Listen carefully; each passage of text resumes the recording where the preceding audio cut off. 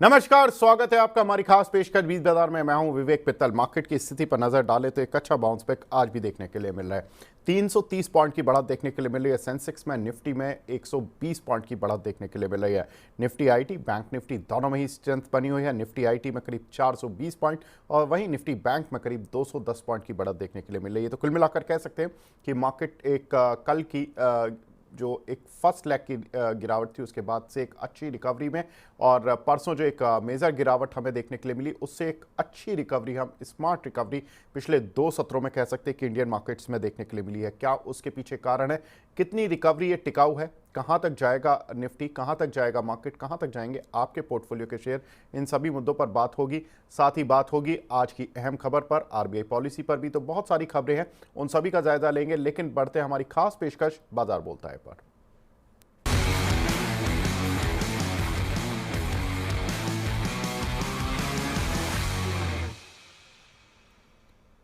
बाजार बोलता है, इसमें हम पहले एफआईएस का डेटा देख लेते हैं एक बार, उसके बाद बढ़ेंगे टॉप गेनर्स लूजर और ग्लोबल इंडिसेस की तरफ। तो एफआईएस का डेटा एक बार फिर वही का वही जो हमें आजकल पिछले 5-6 दिन से देखने के लिए मिल रहा है। डीआईएस खरीदारी कर रहे हैं, एफआईएस बेच रहे हैं। अगर हम एक नज़रिए से देखें तो डीआईएस की इतनी अच्छी खरीदारी ये मार्केट में कॉन्फिडेंस भी देती है, लेकिन एफआईएस की बिकवाली ये क्या कॉन्फिडेंस छीनती है? नहीं। इसके पीछे की वजह बताएंगे क्यों। 5730 करोड़ रुपए की सेलिंग की है एफआईएस ने, डीआईएस ने 7000 करोड़ की बाइंग की है। एक बार ग्लोबल इंडिसेस पर नजर डाल लेते हैं, वहां पर किस तरह का रुझान इस समय देखने के लिए मिल रहा है, कैसे अमेरिकन मार्केट बंद हुए, किस तरह से एशियन मार्केट ट्रेड कर रहे हैं। तो उन सभी पर नजर डालें तो अमेरिकन मार्केट तो ठीक बंद हुए, करीब आधा फीसदी की बढ़त देखने के लिए मिली डाउ जोन्स में। कल हालांकि नेस्डेक ज़्यादा तेज चल रहा था as compared to Dow Jones. वहीं शंघाई में देखें तो आज 5% की गिरावट देखने के लिए मिल रही है, करीब 185 अंक नीचे है। यही एक खबर है जिसने कि आपको और इंडियन मार्केट को थोड़ा सा खुश कर दिया है 2 दिन में, कि शंघाई नीचे है। शंघाई ऊपरी स्तरों से कल भी नीचे आया था, कल 10% ऊपर था, वहाँ से 4% ही केवल बंद हुआ ऊपर, और आज 5% नीचे, यानी कि जो तेजी थी सारी खो दी है। हैंसेंग करीब 1.5% नीचे है। निकाई करीब पौना परसेंट से 1% के बीच में ऊपर बढ़कर कामकाज कर रहे हैं। वहीं कोस्पी में करीब आधा % की गिरावट देखने के लिए मिल रही है। एक बार देख लेते हैं आज के टॉप गेनर्स और टॉप लूजर्स, कौन से ऐसे शेयर्स हैं आज जो धमाल कर रहे हैं, कोशिश कर रहे हैं अच्छा करने की। धानी, ये काउंटर कल भी एक अच्छी रिकवरी इस काउंटर ने दिखाई थी, करीब 47-48 के लेवल से 53 के लेवल्स पर आया और आज करीब 15% ऊपर है। टोरेंट पावर यहाँ पर करीब 8.5% की तेजी, रिट्स यहाँ पर करीब 7.5% की तेजी, एलजी इक्विपमेंट 7%, कैंपस शूज यहाँ पर करीब 7% की तेजी देखने के लिए मिल रही है। वहीं टॉप लूजर्स पर नजर डाल लेते हैं, आज के टॉप लूजर्स कौन से हैं, कौन से शेयरों में गिरावट देखने के लिए मिल रही है। तो उनमें जो टॉप पर है वो है नेशनल एल्यूमिनियम। उसकी वजह भी है चाइना, जहां पर कि हमने देखा कि स्टिमुलस पैकेज उतना अच्छा नहीं मिला जितना कि स्ट्रीट वहां की एक्सपेक्ट कर रही थी, जिसकी वजह से कल हमने देखा मेटल कीमतों में गिरावट और उसका असर नेशनल एल्यूमिनियम पर। साथ ही नेस्ले इंडिया यहाँ पर करीब 3.25%, अशोक लेलैंड करीब 3% और पेटीएम यहाँ पर करीब 3% की गिरावट देखने के लिए मिली। पेटीएम कल टॉप गेनर्स की लिस्ट में था, तो थोड़ी प्रॉफिट बुकिंग हम कह सकते हैं। तो ये कुछ एक शेयर जहां पर कि पॉजिटिव और नेगेटिव रुझान देखने के लिए मिल रहा है आज की। लेकिन इंपॉर्टेंट खबर यह है कि अभी थोड़ी देर पहले ही आरबीआई की पॉलिसी आई, जिसमें कि आरबीआई गवर्नर ने कुछ बातें कही हैं। उन सभी बातों पर एक बार नज़र डाल लेते हैं, क्योंकि उन्होंने रेट में कोई बदलाव नहीं किया है। रेपो रेट वहीं की वहीं रहेगी। पॉलिसी स्टांस उन्होंने एकोमोडेटिव से न्यूट्रल कर दिया, तो ये इस पर बात करेंगे कि इसका क्या मायने रहेंगे। साथ ही उन्होंने कहा कि आरबीआई गवर्नर ने कहा कि जो स्टांस है वो न्यूट्रल रहेगा, और साथ ही उन्होंने कहा कि जो 8 कोर इंडस्ट्रीज़ हैं उनका आउटपुट 1.8% Q1 में गिरा है, और गवर्नमेंट का कंजम्पशन काफ़ी तेज़ी से इम्प्रूव कर रहा है। हालांकि एक्सेसिव रेनफॉल जिससे कि कुछ एक इंडस्ट्रीज़ पर नेगेटिव इम्पैक्ट भी पड़ा है, उसमें इलेक्ट्रिसिटी, कोल और सीमेंट जैसी इंडस्ट्रीज़ हैं। तो ये कुछ इंडस्ट्रीज़ हैं जहां पर कि थोड़ा सा इम्पैक्ट देखने के लिए मिला है। और आरबीआई ने अपनी जो इंडिया की रियल जीडीपी ग्रोथ है FY25 के लिए वो 7.2% पर स्थिर रखी है, तो ये एक इम्पॉर्टेंट डेवलपमेंट है। साथ ही उनका मानना है कि inflation for the fiscal third quarter to accelerate to 4.8%। RBI governor का ऐसा मानना है, तो ये थोड़ा सा एक कॉज ऑफ ए कंसर्न हो सकता है आने वाले समय में। हालांकि उनका ये भी कहना है कि इन्फ्लेशन के जो भी वेरिएबल्स हैं वो काफ़ी हद तक स्टेबल हुए हैं, लेकिन हम अभी गेट ओपन नहीं कर पाएंगे। गेट ओपन करने का मतलब यही है कि इंटरेस्ट रेट कट वाला। तो जो उनकी सोच थी, जो मार्केट सोच रहा था, वो अभी थोड़ा सा वक्त देना चाहते हैं इन्फ्लेशन की फिगर को देखते हुए और इंटरेस्ट रेट को कट करने के लिए। तो ये काफ़ी कुछ इंपॉर्टेंट चीज़ें हैं। और उनका बॉन्ड यील्ड पर भी कहना है कि इंडियन बॉन्ड यील्ड जो कि 10 साल का जो बेंचमार्क होता है वो 5 बेसिस पॉइंट घटी है, 6.74% पर आ गई है, जो कि एक अच्छी बात है। लेकिन तब उसके बावजूद भी इंटरेस्ट रेट को उनको देखना होगा। साथ ही शक्ति कांता दास जी ने यह भी कहा कि Indian rupee also continue to be the least volatile currency. तो ये एक अच्छी बात है कि अगर हम अपने एशियन जो पड़ोसी देश हैं उनके कंपैरिजन में देखें या अन्य इमर्जिंग कंट्रीज़ की करेंसी से देखें तो उनके मुकाबले में हमारी करेंसी काफ़ी स्टेबल है। हमारी करेंसी उतना नहीं टूट रही है या इतना अप्रिशिएट नहीं कर रही है जितना कि दूसरे देशों की करेंसियों में वॉलेटिलिटी देखने के लिए मिल रही है। अब हमारे साथ एक खास मेहमान भी जुड़ चुके हैं। हमारे साथ market expert mister Santosh Singh जुड़ चुके हैं। Santosh sir, good morning. Good morning. Thank you for having me on your show. Good morning. आप प्लेजर सर। सर, आरबीआई की पॉलिसी एक बार जो हम एक्सपेक्ट कर रहे थे कि रेपो रेट में कोई बदलाव नहीं होगा और जो बहुत सारे पैरामीटर्स हैं उनमें भी कोई खास बदलाव नहीं है। केवल एक चीज़ जो कि आरबीआई गवर्नर ने कहा कि जो उनका स्टांस है वो एक्मोडेटिव से न्यूट्रल हो गया है। सर, क्या मायने निकालें और किस तरह से मार्केट को देखना चाहिए पॉलिसी के बाद? तो देखिए काफ़ी ऑन एक्सपेक्टेड लाइन पे ही रही है और कमेंट्री भी ऑलमोस्ट एक्सपेक्टेड लाइन पे है। केवल जो स्टैंस चेंज किया है, स्टैंस जब भी चेंज करती है आरबीआई, तो उसमें मतलब वो किस तरह से देख रहे हैं, क्योंकि अकोमोडेटेड था, मतलब वो इन्फ्लेशन पे ज़्यादा चिंता रहती है और जिधर भी कर सकते हैं। अब न्यूट्रल स्टैंस है, तो न्यूट्रल का मतलब जो है वो थोड़ा सा सॉफ्टर है। आई थिंक मार्केट के लिए ज़्यादा अच्छा होगा आने वाले दिनों में, क्योंकि अगर आप देखें इस सीज़न में जो बरसात हुई है इन्फ्लेशन के लिए काफ़ी अच्छा है आने वाले टाइम पे। क्योंकि इसके बाद जो फसल आएगी वो ज़्यादा अच्छी होगी, और क्योंकि आप देखें कि बरसात अच्छी हुई है, लॉन्ग टर्म पीरियड एवरेज जो आईएमडी के हैं उससे तकरीबन 5 से 7% के ऊपर की बरसात है।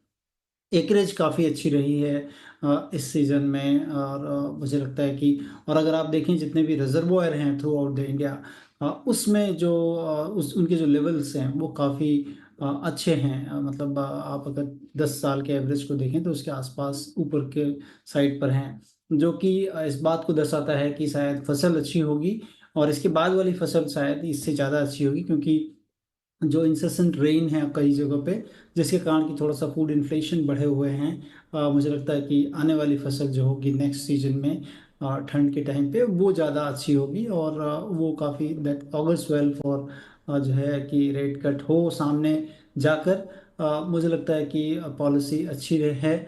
और चूंकि अभी थोड़े से फूड इन्फ्लेशन में दिक्कतें हैं, जिसके कारण कि अभी इन्होंने स्टैंड जो है थोड़ा चेंज किया है, बट अभी पॉलिसी सेम रखा है उन्होंने इस बार। But I think going forward अच्छा होगा मार्केट के लिए। बिल्कुल। सर, कुछ तो काउंटर अगर मैं बोलूं कि बैंकिंग से जुड़े हुए, रियल एस्टेट से जुड़े हुए, ऑटो से जुड़े हुए, जो कि इंटरेस्ट सेंसिटिव होते हैं। हालांकि इंडियन मार्केट बहुत ज़्यादा इस चीज़ को डिमांड नहीं कर रहा है कि इंटरेस्ट रेट कट अभी कर दीजिए, क्योंकि इंडियन इकोनॉमी अच्छा कर रही है। तो जाहिर सी बात है सभी सेक्टर्स अच्छा कर रहे हैं।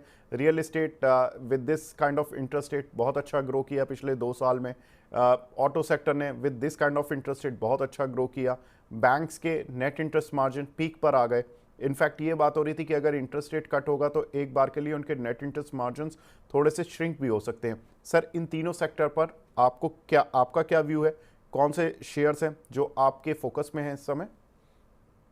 तो देखिए मुझे लगता है कि सबसे पहली चीज़, अगर आप देखें इंटरेस्ट रेट अगर कूल ऑफ होता है तो कॉरपोरेट प्रॉफिट्स बढ़ेगी, क्योंकि अगर आप देखें पिछले 1-2 साल में अगर जो कि हाई फ्रिक्वेंसी डेटा ऑटो के नंबर्स आते हैं वो काफ़ी ज़्यादा चल चुके हैं, और कमर्शियल व्हीकल्स में नंबर अभी नहीं अच्छे आ रहे हैं। पैसेंजर व्हीकल्स अभी लास्ट के 2 महीनों से नंबर थोड़े से टेपिड हैं, और कह लें कि चैनल चैनल इन्वेंट्री भी काफ़ी पड़ी हुई है।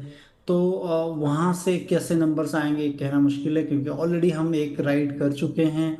और वहीं पर कह लें कि अगर रियल एस्टेट की बात कर लें तो वहाँ भी काफ़ी अच्छी, कोविड के बाद एक बहुत अच्छी वेव को हम राइड कर चुके हैं ऑलरेडी। मुझे लगता है कि चूंकि ये सारे सेक्टर्स में कोई भी स्टॉक्स को अगर देख लें तो कोई भी निचले स्तरों पर या फिर रीजनेबली वैल्यूएशंस पे नहीं मिलेंगे आपको। लेकिन हाँ, वहीं पर अगर आप देखें कि इस इंटरेस्ट रेट कट से ओवरऑल कॉरपोरेट प्रॉफिट्स बढ़ेगी, क्योंकि इंटरेस्ट आउटगो कम होगा। तो मार्केट के लिए मुझे लगता है कि वो ज़्यादा आपको बॉटम लाइन देखना चाहिए कि किन कंपनियों में जहाँ पर लीवरेज ज़्यादा है, और उन कंपनियों के लिए ज़्यादा प्रॉफिटेबिलिटी बढ़ सकती है। बिल्कुल सर, एक और इम्पॉर्टेंट खबर जो कि अब मैं ग्लोबल फ्रंट से कुछ न्यूज़ लेना चाहता हूँ। ग्लोबल फ्रंट पर अगर देखें तो चीन के राहत पैकेज से मार्केट वहाँ का थोड़ा नाखुश हुआ, लेकिन उनकी जो खुशी गई, वही हमारी खुशी लौटाने में भी उसने मदद किया। कल दो रीज़न जिसकी वजह से मार्केट रिकवर हुआ, उसमें एक कि चीन का राहत पैकेज थोड़ा उम्मीद से कम आया, जिसकी वजह से इंटरनेशनल मार्केट में कमोडिटीज़ के जो प्राइसेस थे वो नीचे आए। क्रूड नीचे आ गया 4% से ज़्यादा, साथ ही बेस मेटल के प्राइसेस भी थोड़ा सा नीचे आते हुए दिखाई दिए। दूसरा कि बीजेपी जो कि हरियाणा में हारती हुई दिख रही थी, as per the exit polls वो जीत गई, तो ये एक मार्केट के सेंटीमेंट को बूस्टर दे गया, क्योंकि महाराष्ट्र में आने वाले समय में इलेक्शन है, तो उसके लिए बीजेपी की तैयारी थोड़ा सा ये माना जा रहा है कि अब और जोर शोर से हो पाएगी। सर कैसे देख रहे हैं जो बेस मेटल से जुड़े हुए काउंटर हैं और जो क्रूड ऑयल से जुड़े हुए काउंटर हैं, उन सभी को?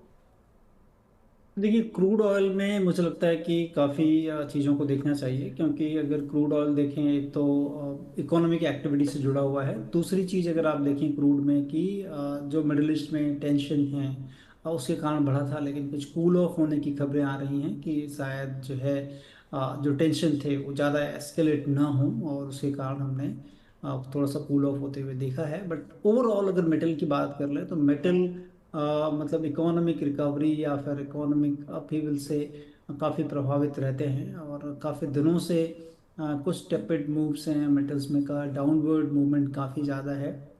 इंटरेस्ट रेट अगर बेनाइन होते हैं, अगर देख लें कि यूएस में इंटरेस्ट रेट घटे हैं, यूरोपियन नेशंस, एशिया में ओवरऑल अगर इंटरेस्ट रेट घटते हैं तो वहाँ पर अगर आप देखें तो कंस्ट्रक्शन एक्टिविटी में काफ़ी जो है ये चीज़ें लगती हैं, और उसमें हो सकता है कि इनकी डिमांड बढ़े। तो इंटरेस्ट रेट ओवरऑल मुझे लगता है कि लार्जली इम्पैक्ट करता है बेस मेटल की बात जहाँ तक है वहाँ पर। और मुझे लगता है कि गोइंग फॉरवर्ड धीरे धीरे बेस मेटल के प्राइसेस में सुधार होना चाहिए।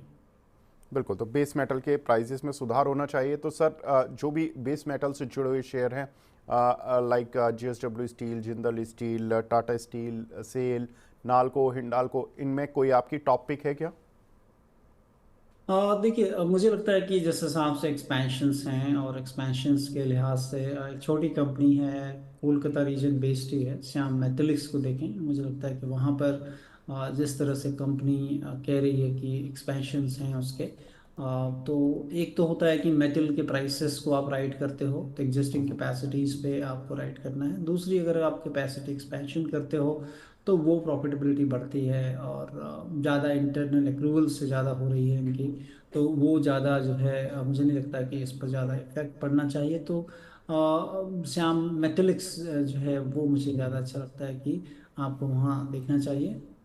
दूसरी जो कंपनी है, दो कंपनियां, जिंदल जेएसडब्ल्यू स्टील और जिंदल स्टील एंड पावर, घटे हुए भाव पर इसमें भी धीरे धीरे देखा जा सकता है, क्योंकि ये कंपनियां भी नेचुरली अगर आप देखें ओवर पीरियड ऑफ टाइम्स काफ़ी ग्रो करती हैं। और कमोडिटीज़ में जितने भी प्लेयर हैं इंडिया में, और कमोडिटी में ऐसा माना जाता है कि कोई भी प्लेयर को अगर देखना है तो जिन्होंने कैपेसिटी एक्सपेंशन की है ओवर पीरियड ऑफ टाइम वो ज़्यादा ग्रोथ करते हैं, और वो इक्विटी के वैल्यूएशंस मतलब वैल्यू को काफ़ी ज़्यादा बढ़ाते हैं, इक्विटी शेयर होल्डर्स के वैल्यू को बढ़ती है, क्योंकि एक्सपेंशन एक जगह तक आप जाकर आपकी बिल्कुल। लिमिट हो जाती है कि आप उसके ज़्यादा कैपेसिटी यूटिलाइजेशन नहीं कर सकते। तो the one and the only one way is to expand, अपनी कैपेसिटीज़ को एक्सपैंड करें। और एक्सपेंशन तभी होता है जबकि कंपनियों को दिखता है कि सामने जो है कोई इकोनॉमिक ग्रोथ हो आने वाली है या इंफ्रास्ट्रक्चर में ग्रोथ है।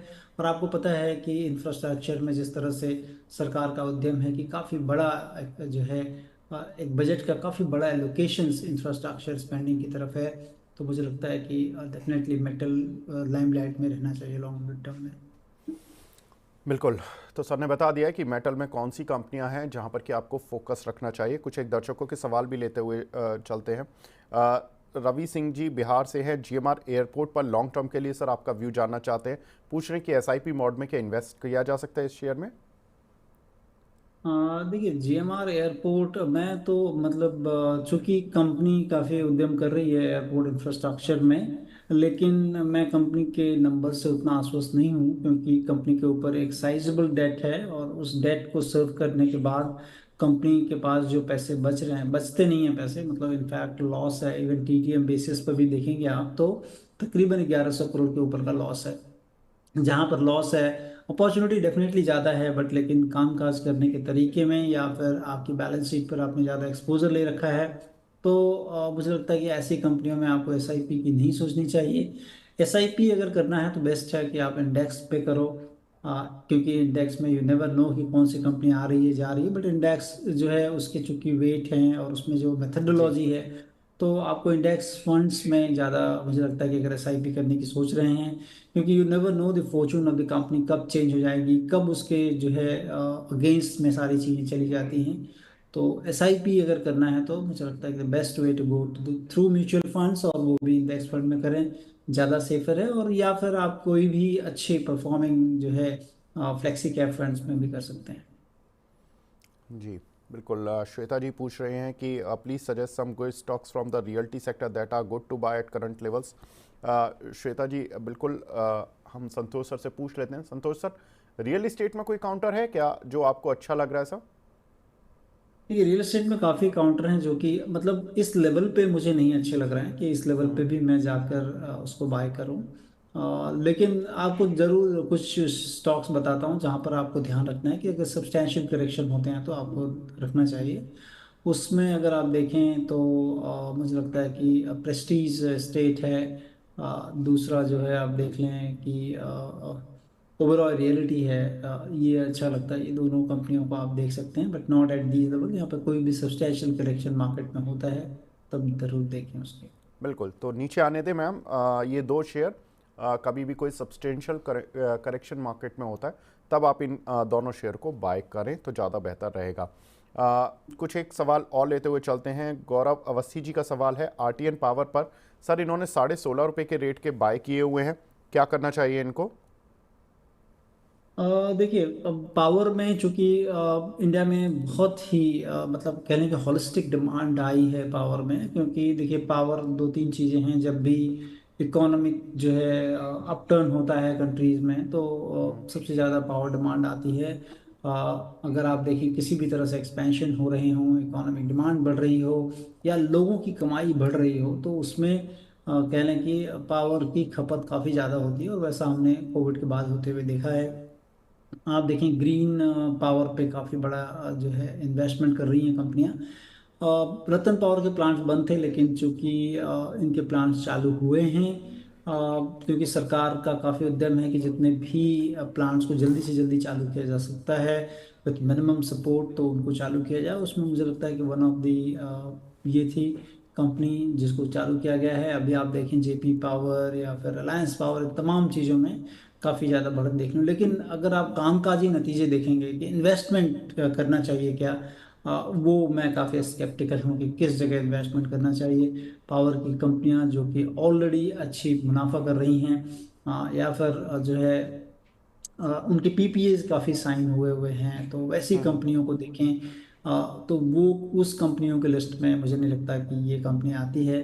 तो मुझे लगता है कि इसको अवॉइड करके दूसरी कंपनियां जितनी भी हैं, मुझे लगता है कि आप देखें एनएचपीसी हो, एसजेवीएन हो, ये तमाम कंपनियां, टाटा पावर जैसी कंपनियां हैं, या फिर आप देख लें टोरेंट पावर, ये है जेएसडब्ल्यू एनर्जी है। ये तमाम कंपनियां जो कि काफ़ी अच्छा कर रही हैं। बट लेकिन आपको धीरे धीरे, और चूंकि मार्केट ऑलरेडी इन चीज़ों को रियलाइज कर स्टॉक प्राइस बढ़ चुके हैं, तो धीरे धीरे निवेश करें, गिरे भाव में ज़्यादा करना चाहिए। बिल्कुल। तो सर ने बता दिया है कि कौन सी कंपनियां हैं जहां पर कि आपको फोकस करना चाहिए, लेकिन कुछ एक खबरें जहां पर कि मार्केट फोकस कर रहा है।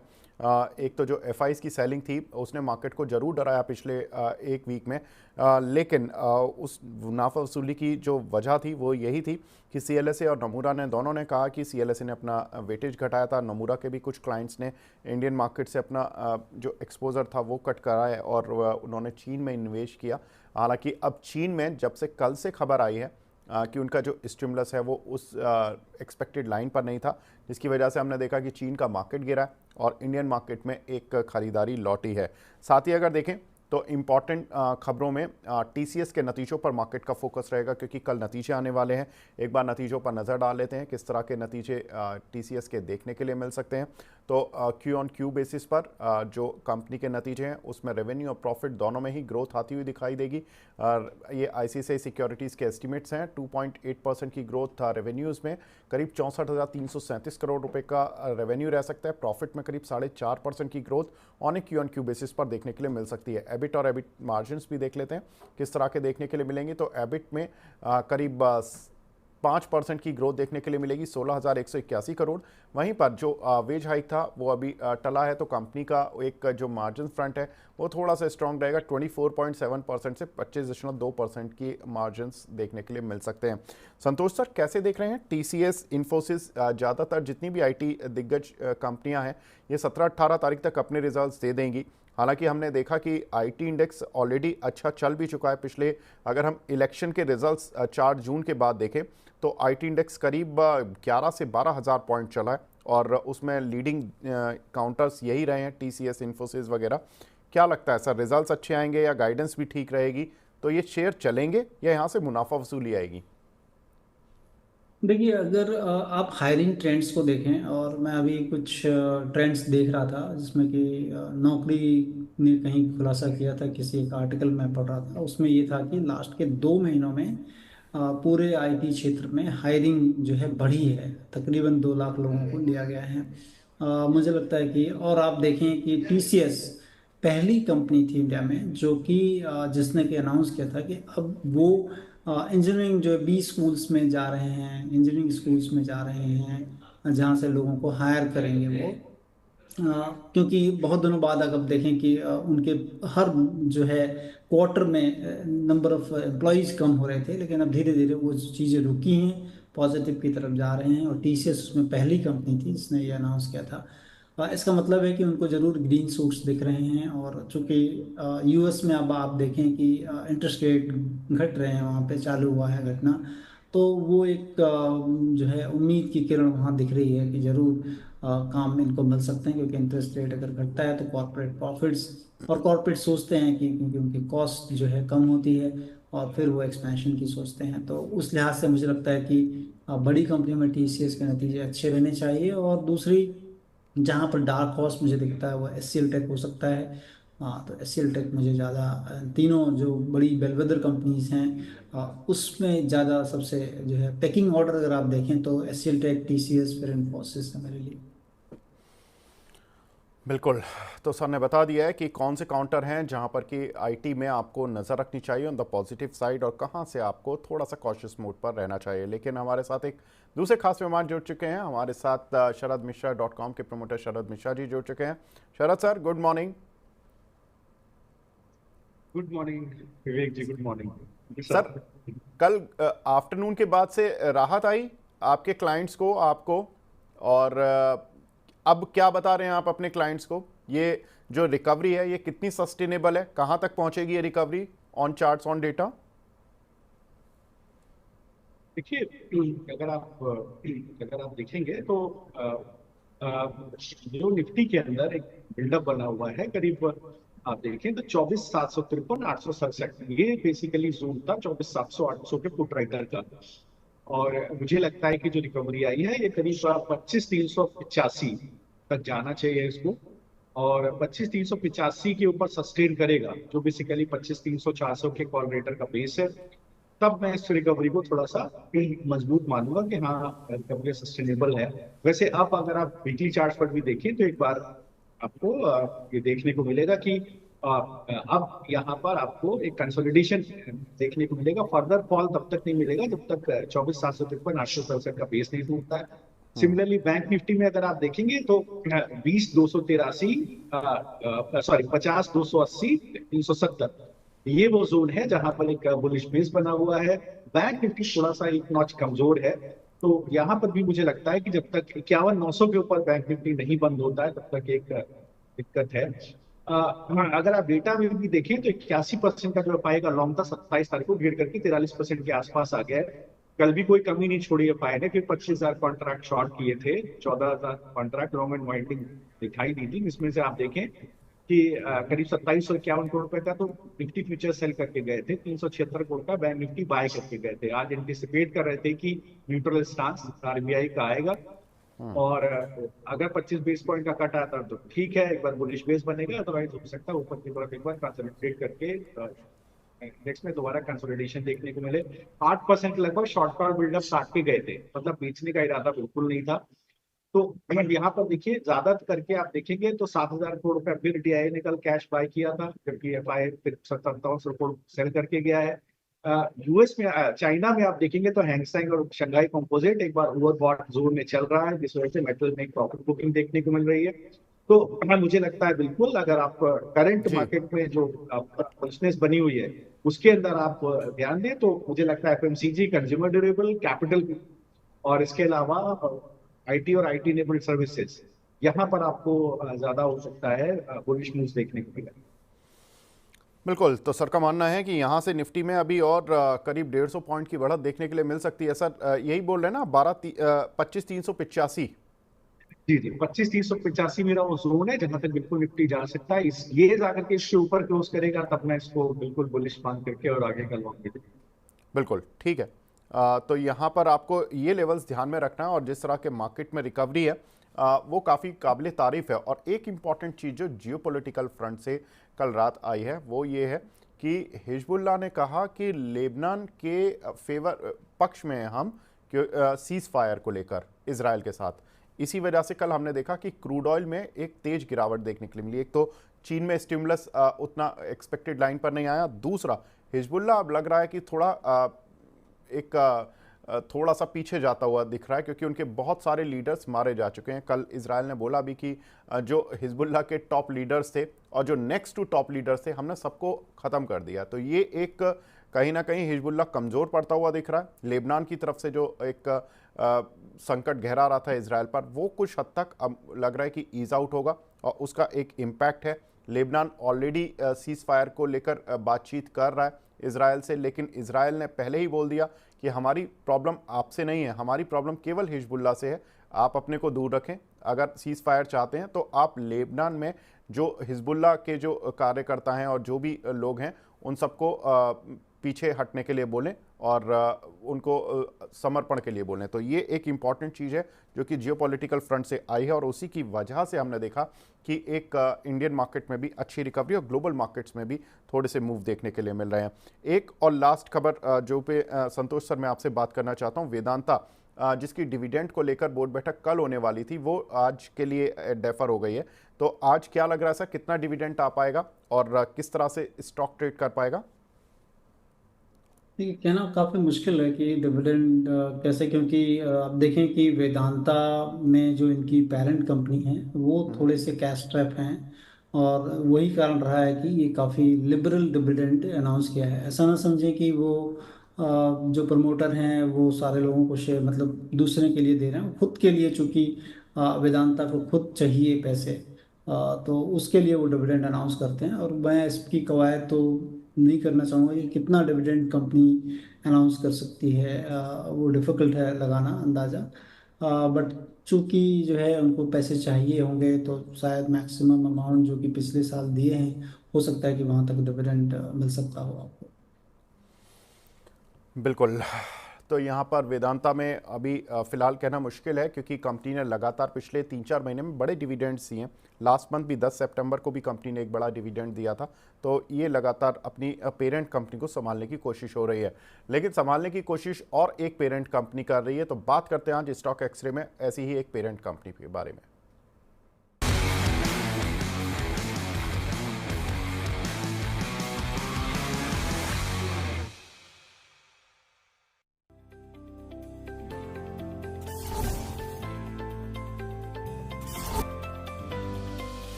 स्टॉक एक्सरे, आज हम बात करेंगे स्टॉक एक्सरे में हुंडई के आईपीओ की, जिसकी डेट भी आ चुकी है। 15 अक्टूबर से आईपीओ खुलने जा रहा है।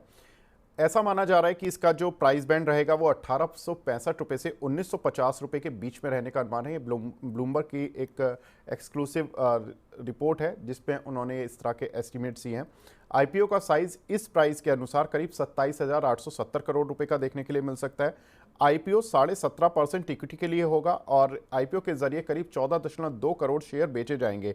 हुंडई कोरिया जो कि इनकी पेरेंट कंपनी है वो अपना हिस्सा बेचेगी 17.5%। ओएफएस आएगा और इंडियन मार्केट में ये आईपीओ होगा, उनके लिए ओएफएस होगा जिसमें वो 17.5% अपना हिस्सा बेचेंगे।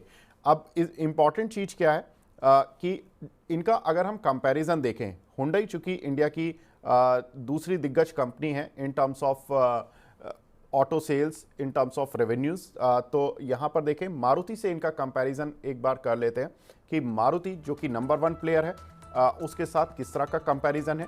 हुंडई का अगर शेयर प्राइस देखें तो 1900 रुपये के आसपास एक्सपेक्टेड है।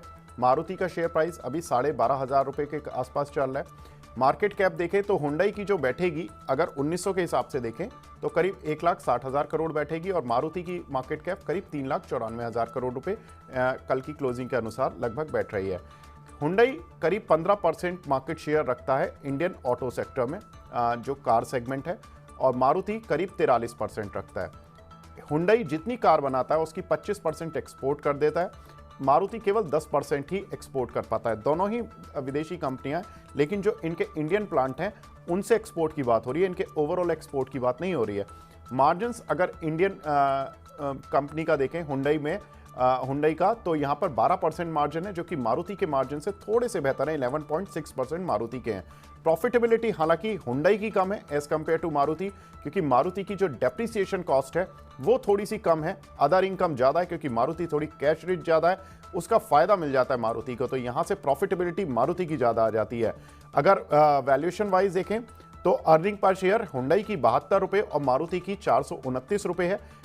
प्राइस टू अर्निंग रेशो यानी कि पी मल्टीपल जो हम बोलते हैं, हुंडई का अगर 1900 रुपये के आसपास प्राइस सेटल होता है आईपीओ में तो 26.4 रहेगा और मारुति का मौजूदा भाव पर करीब 29 का पी मल्टीपल चल रहा है। संतोष सर, अगर हुंडई का आईपीओ जब ये ओपन होगा, क्या सलाह देंगे सर आप? हुंडई के आईपीओ में जाएं या दूसरी कोई ऑटो कंपनी आपको ईवी माफ़ कीजिएगा, जो पैसेंजर व्हीकल स्पेस में कोई आपको लग रहा है कि ज़्यादा अच्छी है, ज़्यादा अट्रैक्टिव है, इन्वेस्टर्स को वहाँ बेट लगानी चाहिए, या हुंडई का आईपीओ बड़ा है तो लिस्टिंग गेन के लिए आप पैसा लगा सकते हैं, क्योंकि आईपीओ में अभी तक लोगों को शेयर नहीं मिल रहे थे, शायद इस बार मिल जाए? डेफिनेटली, जैसे कि आप देखें कि 27,000 करोड़ के आसपास का आईपीओ है, तो शायद जब बटेगा तो सभी को मिल सकता है। इस पे वो ज़रूर संभावनाएं हैं। और आप अगर ग्रे मार्केट प्रीमियम को देखेंगे तो लगातार गिरते जा रहा है ग्रे मार्केट प्रीमियम। जब से आया है 700 रुपये से था, वहाँ से घटकर अभी 350 के आसपास शायद हैं। लेकिन अगर आप देखें कि हम लोग हमेशा ये चीज़ देखते हैं कि किसके पास अपॉर्चुनिटीज साइज ज़्यादा हैं और किन के व्हीकल्स। और जैसा मैं थोड़ी देर पहले अभी अपनी ओपनिंग कमेंट्री में मैं कह रहा था कि जो हाई फ्रिक्वेंसी डेटा मिल रहे हैं उसमें लास्ट के 2 महीनों में देखा जाए तो जितने पैसेंजर व्हीकल्स हैं और उसमें भी एसयूवीज जो हैं उसके नंबर्स पहले से कम आ रहे हैं, धीरे धीरे कम हो रहे हैं। जहाँ पर मार्केट जो है वो घटते के नीचे की तरफ जा रहा है और वहाँ पर अगर आईपीओ ला रहे हैं तो थोड़ा सा जो है दिक्कत हो सकती है। मुझे लगता है कि अगर जितने भी एग्जिस्टिंग प्लेयर हैं जो ऑलरेडी लिस्टेड हैं उसमें one and only one company जो कि अपनी पेस अभी तक जो है अच्छी रखी हुई है वो है महिंद्रा एंड महिंद्रा। आप देखें इवन टाटाज में भी अगर आप देखेंगे तो नंबर्स 2 महीने से खराब दिख रहे हैं, लेकिन महिंद्रा एंड महिंद्रा अभी भी वो पेस को बरकरार रखे हुए है। शायद उनके जो एसयूवी स्पेस में काफ़ी बड़ी चीज़ें जो हैं, काफ़ी जो है डिमांड काफ़ी ज़्यादा रही है। तो मुझे लगता है कि वैल्यूएशन डेफिनेटली थोड़े महंगे हैं क्योंकि ग्रोथ ज़्यादा है तो आपको वैल्यूएशन महंगे मिलेंगे। लेकिन कंपनी में ईवी पर भी काफ़ी 10,000 करोड़ के ऊपर का इन्वेस्टमेंट ला रही है कंपनी। तो मुझे लगता है कि Mahindra and Mahindra will be the one which I am looking at कि वो ज़्यादा अच्छा कर सकती है। जी शरद सर, आप अपने क्लाइंट्स को क्या एडवाइस कर रहे हैं, हुंडई के आईपीओ में जाने के लिए या बाकी जो ऑटो कंपनीज़ हैं वहाँ जाने के लिए? क्योंकि आईपीओ तो इस बार काफ़ी बड़ा है, 27,000 करोड़ रुपए का आईपीओ है, तो शायद इन्वेस्टर्स की ये कंप्लेंट दूर हो जाएगी कि आईपीओ में उनको शेयर नहीं मिले। जी तो देखिए, यहाँ पर राय ये रहेगी, लिस्टिंग गेन के लिए बिल्कुल जाना चाहिए। लिक्विडिटी अबंडेंट मार्केट है विवेक जी, आपने देखा जिस तरह के हाई की सेलिंग है, इसके बावजूद 25,000 का लेवल सस्टेन होता हुआ दिखाई दिया इंडेक्स के ऊपर, क्योंकि डीआई की बाइंग आपने देखी जबरदस्त है। Now having said that, listing gain के लिए जरूर आप इंडेक्स को देखें, इसके बाद लिस्टिंग गेन के बाद एग्जिट कर जाएं, उसी दिन एग्जिट करें। जब वो डेज हाई के ऊपर निकल करके स्टॉक सेटल करे, तभी उसके ऊपर आप अपना व्यू बनाए। दो स्टॉक्स ऐसे हैं ऑटो एंड ऑटो कंपोनेंट्स में, जहां पर मुझे लगता है बुलिशनेस रह सकती है। महिंद्रा एंड महिंद्रा में देखिए अच्छी बुलिशनेस है। स्कॉट्स मुझे लगता है कि आने वाले समय में दोबारा आपको अच्छा ट्रैक्शन दिखाएगा। और मुझे लगता है टाटा मोटर्स में भी आप डीवीआर, टाटा मोटर्स डीवीआर के थ्रू आप ट्रेड कर सकते हैं। यहाँ तीनों जगह पे आपको बुलिशनेस आने वाले समय में भी बनी रहेगी। बिल्कुल, तो हुंडई के आईपीओ में लिस्टिंग गेन के लिए जाएं, और टाटा मोटर्स सर ने बताया और संतोष सर ने एम&एम की तरफ फोकस करने के लिए बताया। तो ये दो शेयर यहाँ पर हम समझ सकते हैं, क्योंकि ये डाइवर्सिफाइड प्ले हैं ऑटो सेक्टर में। गाड़ियाँ भी बनाते हैं, व्हीकल्स दूसरे वाले भी बनाते हैं। टाटा मोटर्स ट्रक्स में भी है, महिंद्रा एंड महिंद्रा ट्रैक्टर में एक डोमिनेंट प्लेयर है। तो यहाँ पर थोड़ा सा डाइवर्सिफाइड प्ले भी हो जाता है with in the auto sector. तो ये एक अच्छा हमें मिला है रुझान। संतोष सर, लेकिन मारुति पर क्या करना चाहिए? क्या मारुति में कोई रब ऑफ इम्पैक्ट देखने के लिए मिलेगा जब हुंडई का आईपीओ आएगा? लोग थोड़ा सा जो मारुति को अभी वैसे तो 12,500 ऑलरेडी आ चुका है, अब तो 13,000 की तरफ बढ़ रहा है शेयर, 12,744 आज का रेट चल रहा है। सर क्या लगता है, मारुति को किस तरह से देखें? देखिए, इंडिया में अगर पैसेंजर व्हीकल्स देखना है तो आपको डेफिनेटली आप मारुति को तो मतलब अवॉइड नहीं कर सकते, क्योंकि सबसे बड़ा लार्जेस्ट मार्केट पाई है मारुति का। लेकिन मारुति या फिर कहने की जापानीज जितनी भी कंपनियां हैं, टेक्नोलॉजी अपग्रेडेशन की बात कर लें या फिर जो है वो बहुत थोड़ा धीरे करते हैं। क्योंकि आप अगर देखें, even Toyota for that matter या होंडा फॉर दैट मैटर, अगर आप देखें तो इन लोगों ने टेक्नोलॉजिकल अडॉप्शन बहुत धीरे किया है। क्योंकि और मार्केट अभी ईवी की तरफ काफ़ी ज़्यादा गया है। ज़रूर वहाँ प्रॉफिटेबिलिटी कम है क्योंकि गवर्नमेंट सपोर्ट है वहाँ पर काफ़ी। और गवर्नमेंट सपोर्ट में अगर आप देखें, फेम जो है उसके अंदर जो गवर्नमेंट के एलोकेशन है इस साल के बजट में वो कम है पिछले साल से। तो और कंपनी ने देखें तो ईवी में अभी तक कोई बहुत बड़ा अनाउंसमेंट नहीं आया है कंपनी की तरफ से।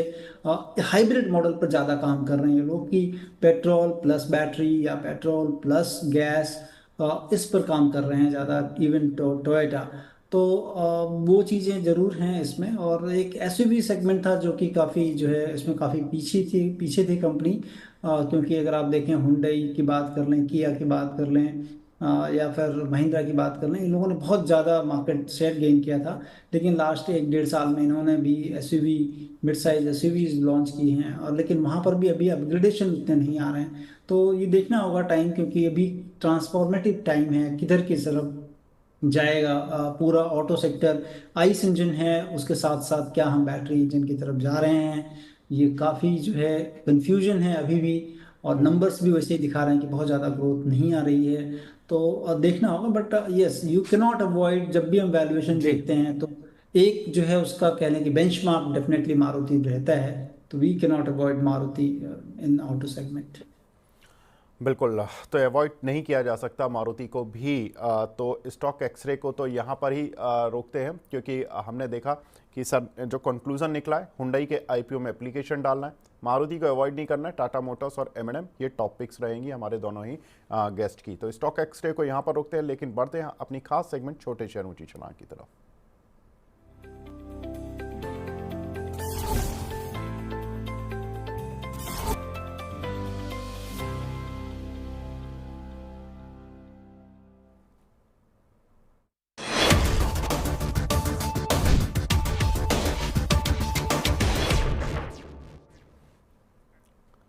छोटे शेयर ऊंची छलांग, उसमें हम कुछ एक दर्शकों के सवाल लेना शुरू करेंगे, क्योंकि आजकल मार्केट में जिस तरह का उतार चढ़ाव देखने के लिए मिला है, उसमें काफ़ी कुछ शेयर्स ऐसे हैं जो कि तेज़ी से मूव कर रहे हैं। जेपी पावर सर, इस पर काफ़ी सवाल मिल रहे हैं शरद सर। इस काउंटर में हमने देखा कि सर्किट लिमिट थोड़ी बड़ी है, काउंटर पहले नीचे आया था गिरावट में, लेकिन चलने की पूरी कोशिश कर रहा है, आज भी स्ट्रेंथ दिखा रहा है। सर क्या करना चाहिए जेपी पावर में? देखिए, एक बहुत अच्छा बेस बना हुआ है स्टॉक के अंदर, करीब 17 रुपए के आसपास। और ये अपना प्रीवियस स्विंग हाई 23 रुपए 90 पैसे, इसको तोड़ने की पूरी कोशिश करेगा। मुझे लगता है कि काफी स्ट्रेंथ अभी बाकी है स्टॉक के अंदर। लेकिन बेस थोड़ा जहां पर है इसका 17 रुपए, अगर आप इसका स्टॉप लॉस लगाने जाएंगे तो कहीं आपको, आप देखिए 19 रुपए के आसपास का स्टॉप लॉस बनेगा। तो अभी 21 रुपए 85 पैसे का भाव है, तो बिल्कुल आप एंटर कर सकते हैं। एग्रेसिव ट्रेडर अगर आप हैं तो आप 19 रुपए पे स्टॉप लॉस रखिए, एंटर कीजिए। मुझे लगता है धीरे धीरे 28 रुपए की तरफ आपको जाता हुआ दिखाई देगा, क्योंकि जो आप देखिए फरवरी के बाद से इसमें टाइम वाइज करेक्शन आया है, ये आप ब्रेकआउट देने की कोशिश करेगा। तो 28 रुपए के टारगेट के लिए बिल्कुल आप इसमें बने रह सकते हैं। 19 रुपए पे आप एक स्टॉप लॉस लगाइए, तो करीब 30% का अपसाइड है और एक बहुत ही छोटा सा आपको स्टॉप लॉस। जी संतोष सर, आपकी रडार पर कोई शेयर है? देखिए, मैं मतलब फोकस कर रहा हूँ कि कोई सेक्टर जहाँ पर कि अच्छे रुझान मिल सकते हैं। जैसा थोड़ी देर पहले हम बात कर रहे थे पावर सेक्टर के बारे में, तो पावर सेक्टर में मेरी काफ़ी नज़र है कि वहाँ पर आपको देखनी चाहिए इन्वेस्टमेंट के लिए, क्योंकि आने वाले टाइम पे जिस तरह से जी डिमांड रहेगी यहाँ पर, और उसमें भी रिन्यूएबल स्पेस में काफ़ी डिमांड आने की बात है, तो power sector as a whole काफ़ी लाइमलाइट में रहेगा। इवन अगर आप देखना चाहे वो पावर जनरेटिंग कंपनीज हों, ट्रांसमिशन वाली कंपनीज हों या एंसिलरीज कंपनी हों, तो मुझे लगता है कि इसमें आपको फोकस रखना चाहिए। और एक कंपनी है जो कि बहुत सारे चीज़ों पे काम करती है, अपार इंडस्ट्री करके कंपनी है, जो कि जी ट्रांसफॉर्मर और उनके ऑयल बनाती है। कुछ कंपनी उसमें कंडक्टर्स हैं जो कि बड़े बड़े केबल्स में और ट्रांसमिशन में लगते हैं, एल्युमिनियम और उनके अलॉय से जो कंडक्टर बनते हैं वो बनाती है कंपनी। और उसके बाद उन्होंने हाल फिलहाल में आई थिंक 3-4 सालों में उन्होंने केबल के बिजनेस को काफ़ी बड़ा बिजनेस किया है अपने जो है पूरे प्लेटर में, जो तो वर्टिकल्स में काफ़ी अच्छा काम कर रही है वो। तो ये कंपनी को रिलेटिवली अपने जितने भी पीएस हैं अगर आप देख लें उससे रिलेटिवली कम जी पी पे ट्रेड होती है, तो अपार इंडस्ट्री एक शेयर होगा। और दूसरा शेयर अब देख लें पॉली कैब है, जिसमें कि केबल में सबसे बड़ी कंपनी है इंडिया में, जो कि केबल बनाती है। जो घरों में जितने भी डोमेस्टिक यूज कह लें या फिर कमर्शियल यूजेस कह लें, इसमें लगता है। तो इन दोनों कंपनियों को थोड़े थोड़े लें अभी, या फिर कोई सब्सटैंशियल करेक्शन होता है तो इन दोनों कंपनियों को देखा जा सकता है। बिल्कुल। तो अपार इंडस्ट्री और पॉलीकैब, इन दो काउंटर्स पर संतोष सर बुलिश हैं और यहाँ पर धीरे धीरे करके इनको एसआईपी मोड में लेना शुरू कर सकते हैं। संतोष सर, इन दोनों में कितना अपसाइड मानकर चलें? देखिए, गिवन द अपॉर्चुनिटी अगर आप कितने दिनों तक रखते हैं उतना अपसाइड आपको देखना चाहिए। कि आप देखें कि अगर आप लेट से 1 साल 2 साल रखते हैं तो मुझे लगता है कि एटलीस्ट 30% के गेन आपको मिल सकते हैं। बिल्कुल लेकिन अगर उसके बियॉन्ड भी रखना है, क्योंकि 2030 तक बहुत बड़े एक्सपेंशंस आप देख लें कि ऊर्जा के क्षेत्र में है, ट्रांसमिशन के क्षेत्र में है और केबल्स लाइन, क्योंकि जितने भी रिन्यूएबल्स में आप देखें कि पवन चक्की हो मतलब विंड मिल हो, चाहे आप देख लें कि सोलर हो, उस चीज़ को इलेक्ट्रिसिटी तक लाने के लिए, ग्रिड तक लाने के लिए जो सारी चीज़ें लगेंगी, उसमें बहुत सारी चीज़ें कंपनी करती है। अगर ग्रिड जी बनता है तो वो बिल्कुल उनके सब स्टेशंस बनते हैं, तो वहाँ पर आपको ट्रांसफार्मर ऑयल्स, तो ये तमाम चीज़ें लगती हैं। और जिस तरह से पैन इंडिया में अगर गांव गांव तक बिजली पहुंची है, तो उसमें केबल्स भी लगते हैं। तो ये तमाम चीज़ों की काफ़ी अपॉर्चुनिटी है। मुझे लगता है कि जितने बिल्कुल दिनों तक रखेंगे उतनी उस अपॉर्चुनिटी को आप राइट कर सकते हैं। बिल्कुल। तो यहाँ पर फिलहाल आप 2 साल के लिए अगर नज़रिया रखते हैं तो 30% का अपसाइड, और 2030 तक अगर यानी कि अगले 6 साल रखते हैं तो एक और बड़े टारगेट्स आपको इन दोनों ही काउंटर्स पर देखने के लिए मिल सकते हैं। अपार इंडस्ट्री और पॉलीकैब, इन दोनों ही काउंटर्स पर संतोष सर बुलिश हैं। संतोष सर, आप हमारे साथ जुड़े सर, बहुत बहुत शुक्रिया हमसे जुड़ने के लिए, अपना कीमती समय देने के लिए। Thank you very much. Thank you Sharad sir. अब थोड़ा सा मुझे दर्शकों के सवाल तेज़ी से लेने होंगे, तो सर एक तेज़ी से राउंड शुरू करते हैं और दर्शकों के जितने मैक्सिमम सवाल दे पाएँ सवाल ले पाएँ उतना ही अच्छा रहेगा। सर सारांश जी का सवाल है, जेके लक्ष्मी सीमेंट पर 890 रुपये का इन्होंने लिया हुआ है, 6 मंथ्स का व्यू है, क्या करना चाहिए इनको?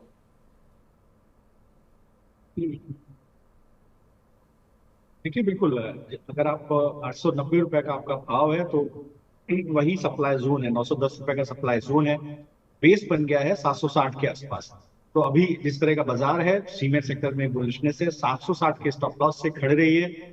अगर एक बुलिश मूव आता है तो आपको 900 तक का भाव देखने को मिलेगा, वहां पोजीशन देखिएगा। अगर सस्टेन नहीं करता है तो जरूर पोजीशन काटिएगा। बिल्कुल। इनका सवाल सर BEML पर भी है, इनको 5,170 रुपये के लिए हुए हैं, 1 साल से 1 लाख रुपए का लॉस हो रहा है, क्या करना चाहिए सर इनको? जी तो देखिए, मुझे ऐसा लगता है कि जो बेस इसमें 3650 के आसपास बना है, जहां पर अभी ये ट्रेड कर रहा है, अगर आप थोड़ा और नीचे खिसका लें तो आप 3420 रुपए का स्टॉप लॉस में प्लेस कर सकते हैं। 3420 के स्टॉप लॉस से बने रहिए। मुझे लगता है एक रेंज बाउंड ट्रेड इसके अंदर रहेगा, 4300 रुपए तक बिल्कुल ये स्टॉक जा सकता है। 4300 के ऊपर जाने पर ही बुलिशनेस आएगी, तो एक स्विंग ट्रेड में आपको 4300 मिलेगा। वहां पर आप देखिएगा, आपको पोजीशन काटना है, आगे होल्ड करना है। अगर वहां फर्दर ब्रेकआउट आता है तभी आप पोजीशन होल्ड कीजिएगा, अदरवाइज एग्जिट कीजिएगा। जी, एक हमारे दर्शक हैं सर GMR पावर पर पूछ रहे हैं, 153 रुपये पर एवरेज कर लें क्या?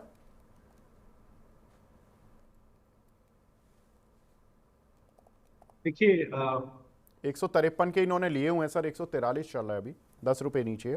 बिल्कुल, अभी आप एवरेज कर सकते हैं तो कर लीजिए। 133 का स्टॉप लॉस अगर आपका मैनेजमेंट अलाउ करता है तो 133 का स्टॉप लॉस रखिए, एवरेज कर लीजिए। चार्टिकली कोई प्रॉब्लम दिख नहीं रही है, मुझे लगता है स्लोली ग्रेजुअली इसको 176 की तरफ जाना चाहिए। पावर सेक्टर में विचेवर वे एक अच्छा ट्रैक्शन बना हुआ है, तो मुझे लगता है बिल्कुल 170 की तरफ जाना चाहिए। 133 पे स्टॉप लॉस रखिए, एवरेज करना चाहें तो कर लीजिए।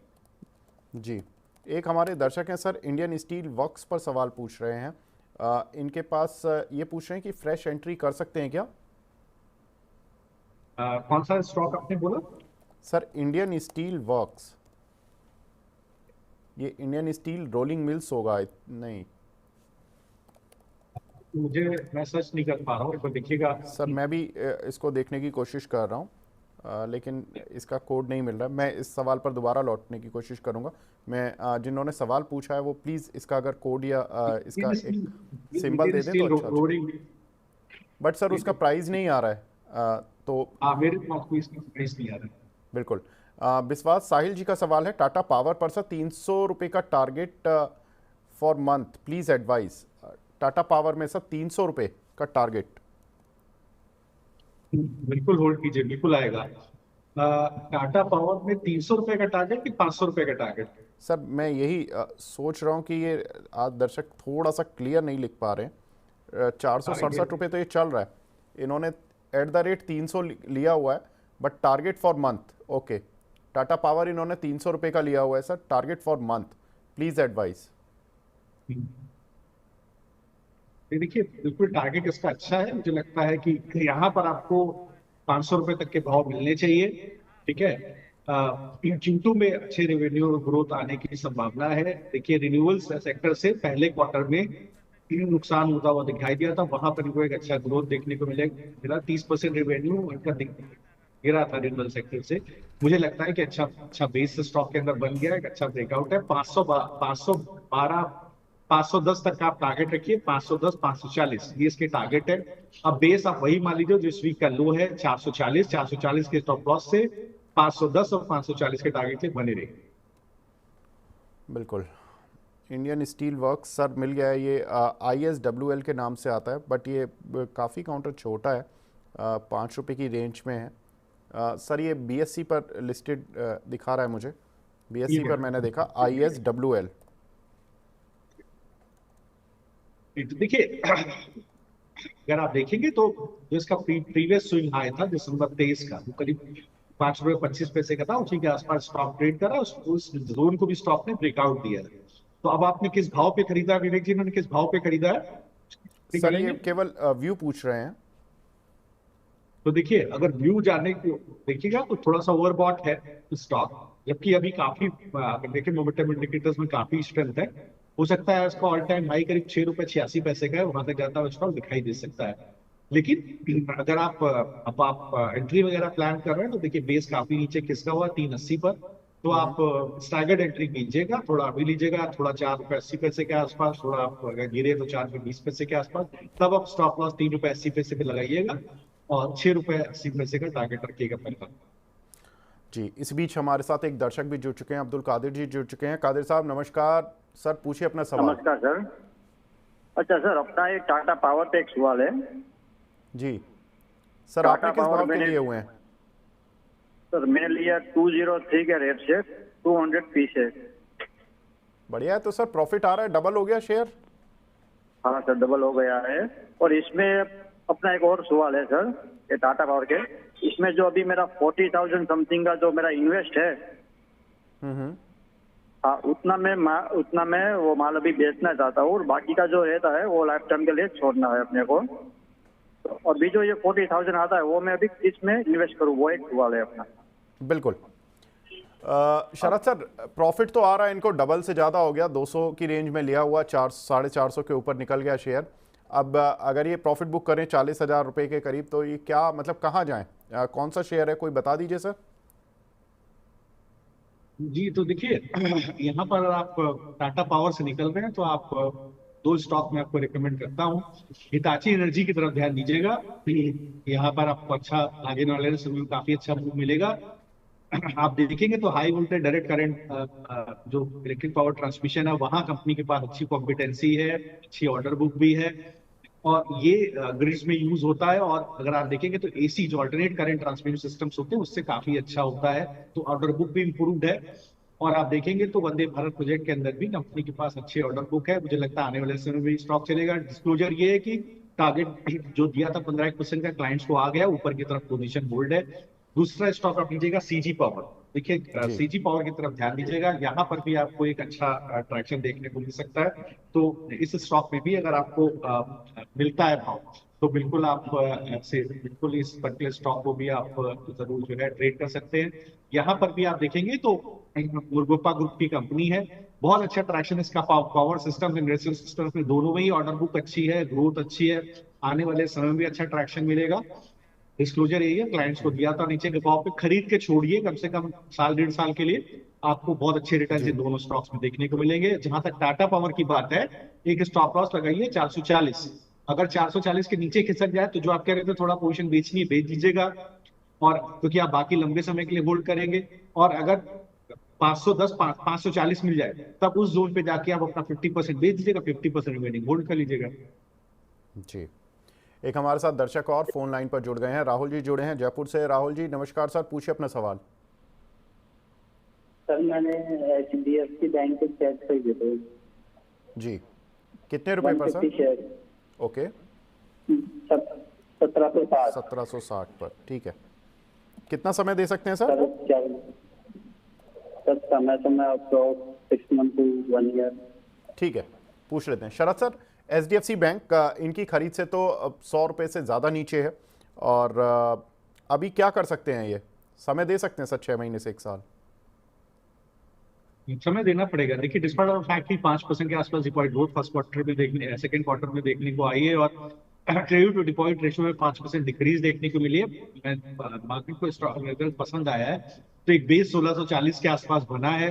मुझे लगता है अभी भी अपनी प्रॉब्लम से बाहर नहीं आया स्टॉक, अभी भी मोमेंटम इंडिकेटर्स काफी वीकनेस दिखा रहे हैं, तो मैं बुलिश हो जाऊंगा जैसे ये कहीं 1670 के ऊपर सस्टेन करेगा और ट्रेड करने लगेगा, तब मैं इसके अंदर बुलिश होऊंगा। तब तक आप 1640 का स्टॉप लॉस ला करके बने रहिए। अगर स्टॉप लॉस आ जाए तो काट दीजिएगा, फिर आपको नीचे खरीदने का मौका मिलेगा, वहां खरीदिएगा। लंबी अवधि के लिए भी स्टॉप लॉस रखिए एक बार। बिल्कुल, तो लंबी अवधि के लिए भी रखना पड़ेगा सर, आपको थोड़ा सा इंतजार भी करना पड़ेगा। माफ कीजिएगा क्या विवेक जी, माफ कीजिएगा, मैं 1640 बोल दिया, 1600 रुपए पे स्टॉप लॉस रखिएगा, गलती हो गई। तो सब 1600 रुपए पे स्टॉप लॉस रखिए, 1600 के नीचे फिसल जाए तो बेच दीजिएगा। उस कंडीशन में आपको नीचे और खरीदने को मिलेगा, करीब आपको मान लीजिए आपको 1540 1550 पर फिर दोबारा खरीदने को मिले, फिर खरीद लीजिएगा। जी, किशन सिंह रत्नू जी का सवाल है ग्लेनमार्क लाइफ साइंस पर सर, एक लॉट लिया हुआ है इन्होंने since IPO, hold for long term. और ग्लेनमार्क लाइफ साइंस IPO से लिया हुआ है सर अभी, और क्या करें? देखिए बिल्कुल रोकिए इसको भी, अब आपको कोई समस्या नहीं होगी।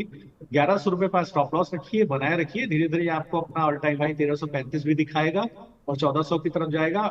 देखो हेल्थ केयर के अंदर, हेल्थ केयर सेगमेंट में बहुत अच्छा बुलिशनेस बना हुआ है। आप डॉक्टर लाल पैथलैब देखिए, Aster DM, Vijay diagnostic, Piramal, Zydus, Lupin, Alkem, Centrum, बहुत स्टॉक्स है, अच्छा खासा मोमेंटम बना हुआ है।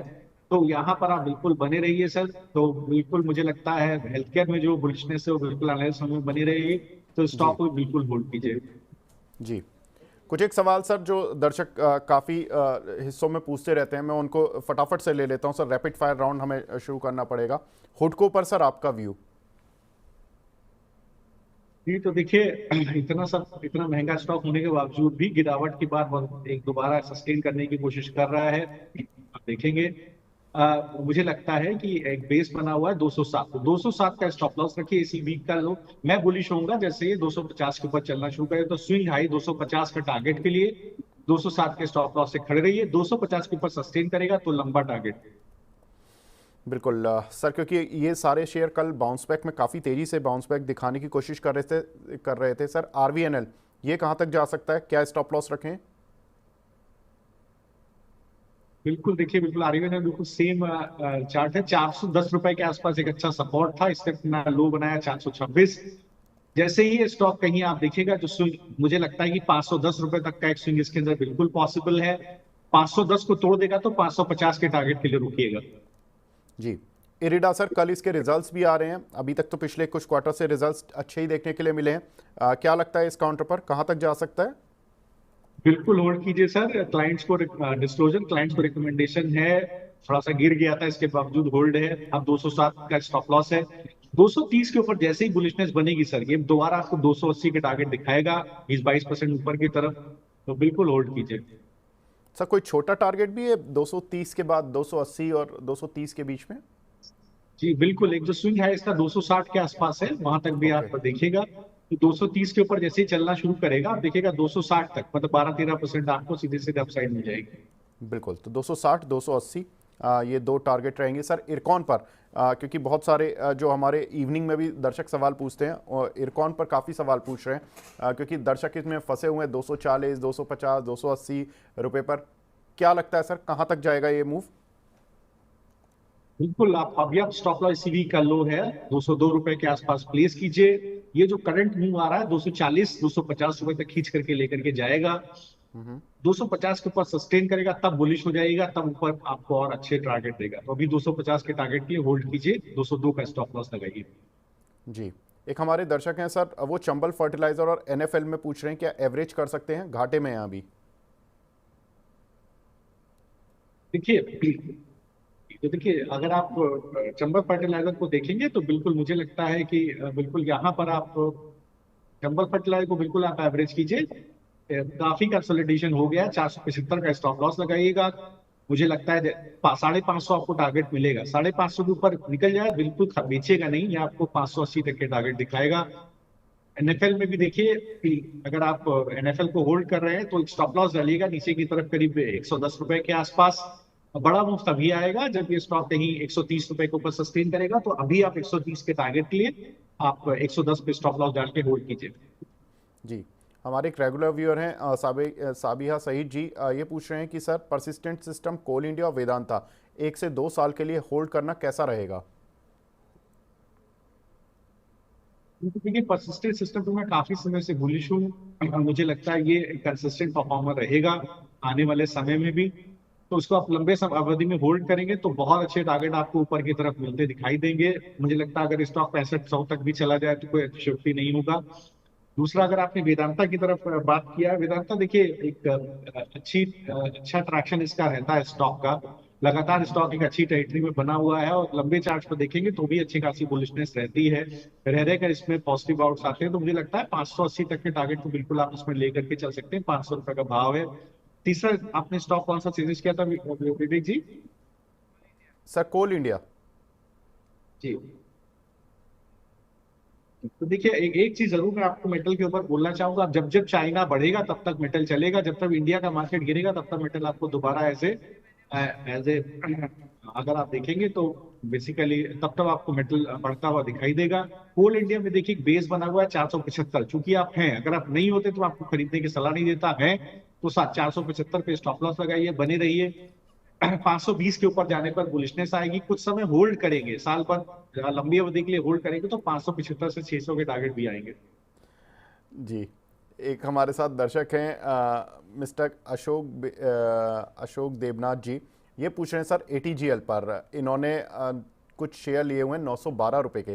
सर अदानी ग्रुप में सारे शेयर चल जाते हैं, एक बार के लिए बाउंस बैक दे देते हैं, एटीजीएल तो बिल्कुल ही सुस्त शेयर हो गया, क्या ये चल पाएगा?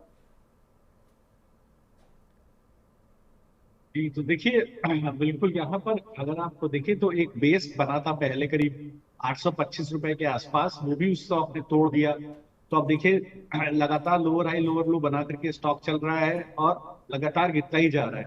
तो देखिए मुझे लगता है बिल्कुल अगर आप हैं तो आप मजबूरी है आपकी, आप क्या कर सकते हैं, अगर हैं तो स्टॉप लॉस डालिए, 730 रुपए पर बनी रहिए।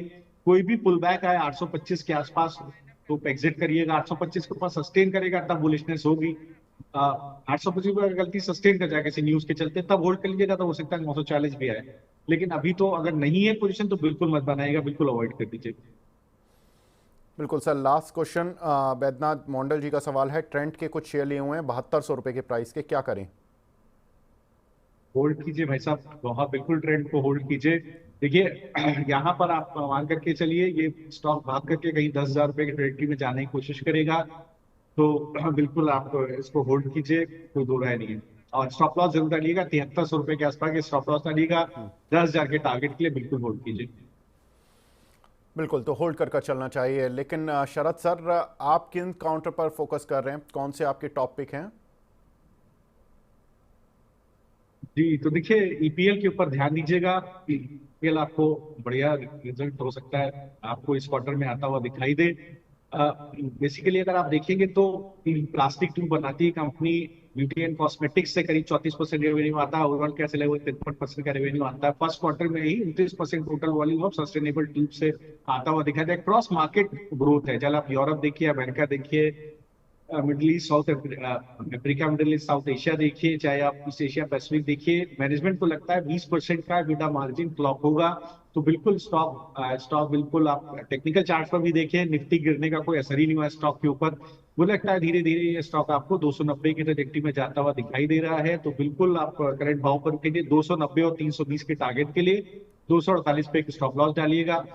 दूसरा अगर आप देखिए त्रिवेणी टरबाइन, इस बिजनेस को देखिए आप अगर देखेंगे तो जो जिस तरह का काम है कंपनी का, प्राइमरली मैन्युफैक्चरिंग और सप्लाई है power generating equipment and solutions की, ये सेगमेंट ऐसा है जिसका यूएस चाइना से इधर उधर से कोई लेना देना ही नहीं है। इसका डिस्पाइट ऑफ फैक्ट की काफी बड़ी ऑर्डर बुक आपकी एक्सपोर्ट से आती है, बट इसके बावजूद काफी इंटैक्ट है। आप देखेंगे तो फर्स्ट क्वार्टर में भी ऑर्डर बुक 40% से ग्रो हुई थी, करीब 636 करोड़ के आसपास, जिसमें आप देखेंगे तो एक्सपोर्ट 66% कॉन्ट्रीब्यूशन है, डोमेस्टिक सेल्स ग्रो ही नहीं हुई, 2% की म्यूटेड ग्रोथ है।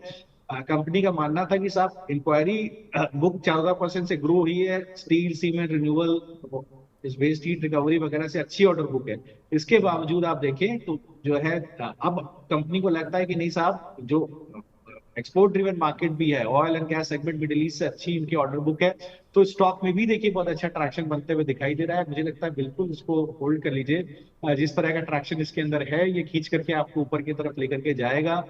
मुझे लगता है 790 855 तक के टारगेट यहाँ आपको देखने को मिलेंगे। प्लस अगर आप फ्यूचर्स में ट्रेड करते हैं तो लाल पैटला फ्यूचर्स को ले लीजिए, ये अभी आपको 3400 का स्टॉप लॉस लगाइए, 3800 के टारगेट यहाँ आपको मिल जाएंगे। और कल आपके फ्यूचर्स में 1470 का स्टॉप लॉस लगाइए, 1650 1700 के टारगेट यहाँ आपको देखने को मिल जाएंगे। और अगर आप ऑप्शन से खेलना चाहें तो लॉल पैथलैब का 3600 का कॉल ऑप्शन ले लीजिए, स्टॉप लॉस थोड़ा आपका 40 रुपए के आसपास स्टॉप लॉस रख लीजिए, 24 रुपए रखेंगे बहुत अच्छा था, 40 पे भी रख सकते हैं। 110 140 के टारगेट आपको अभी आते हुए दिख जाएंगे कुछ दिन। बिल्कुल, तो सर की कॉल्स एक बार फिर रिव्यू कर लेते हैं, सर ने कौन कौन सी कॉल बताई है, और फिर संतोष सर की कॉल भी देख लेते हैं एक बार। तो यहाँ पर सर ने बताया EPL जो कि 270 रुपये पर चल रहा है, 290 320 रुपये के टारगेट्स के लिए आप इन दोनों इस काउंटर पर ले सकते हैं। ये दो टारगेट्स, 248 रुपये का एक स्टॉप लॉस रखना है। साथ ही सर ने दूसरी कॉल जो बताई है वो है त्रिवेणी टर्बाइन, यहाँ पर 740 रुपये पर शेयर चल रहा है, 790 855 ये दो टारगेट्स, 668 रुपये का एक स्टॉप लॉस लेकर चलना है। सर ने लाल पैथ लैब भी बताया, वो आप फ्यूचर ऑप्शन में भी जाकर ट्रेड कर सकते हैं। साथ ही संतोष सर ने जो उनकी टॉप पिक थी वो थी अपार इंडस्ट्रीज, जहां पर कि करीब 10,000 रुपये का रेट चल रहा है, 13,000 रुपये के टारगेट्स के लिए आप अगले 1 से 2 साल के लिए काउंटर को खरीद सकते हैं। साथ ही सर की दूसरी पिक थी पॉलीकैप, जहां पर कि 7400 रुपये का रेट चल रहा है, करीब 10,000 रुपये, यहाँ पर 30% का अपसाइड इन दोनों ही काउंटर्स में अगले 2 साल में देखने के लिए मिल सकता है। उन्होंने ये भी बताया कि अगर आप 5-6 साल रखते हैं तो ये दोनों SIP काउंटर भी हैं, इनमें आप धीरे धीरे करके आप अगले 5-6 साल के लिए भी निवेशित रह सकते हैं। तो ये कुछ एक कॉल्स जो कि हमारे दोनों ही मेहमानों ने दी हैं। शरद सर, आप हमारे साथ जुड़े, सर बहुत बहुत शुक्रिया हमसे जुड़ने के लिए। आपसे हमेशा ही इनसाइट्स काफ़ी मिलती हैं, स्पेशली मार्केट को लेकर। आपके जो डेटा पॉइंट्स होते हैं काफ़ी एक्यूरेट होते हैं, और उम्मीद करते हैं कि जो 25,385 का आपने लेवल दिया है उसमें बहुत सारे शेयर रिकवर हो जाएंगे, दर्शकों को राहत मिलेगी। Thank you very much sir हमसे जुड़ने के लिए। Thank you, thanks for inviting me. Our pleasure sir. तो बीच बाजार को तो रोकने का समय आ गया है, लेकिन आपकी म्यूचुअल फंड से जुड़ी स्ट्रैटेजी भी रुकनी नहीं चाहिए। 4 बजे हमारा खास शो मेरी सिप मेरा सवाल देखना ना भूलें। इस सिप से तो नींद टूटती है, लेकिन केवल जागना नहीं, आगे भी तो बढ़ना है। उसके लिए चाहिए एक और सिप। हर महीने छोटी छोटी रकम की इंस्टॉलमेंट यानी सिस्टमैटिक इन्वेस्टमेंट प्लान से शुरू कीजिए निवेश। लेकिन पैसे बढ़ाने वाली कौन सी सिप आपके लिए रहेगी अच्छी? म्यूचुअल फंड सिप से जुड़े हर सवाल का जवाब मेरी सिप मेरा सवाल। सोमवार से शुक्रवार 4 बजे मिलेंगे हम सिर्फ मनी 9 पर।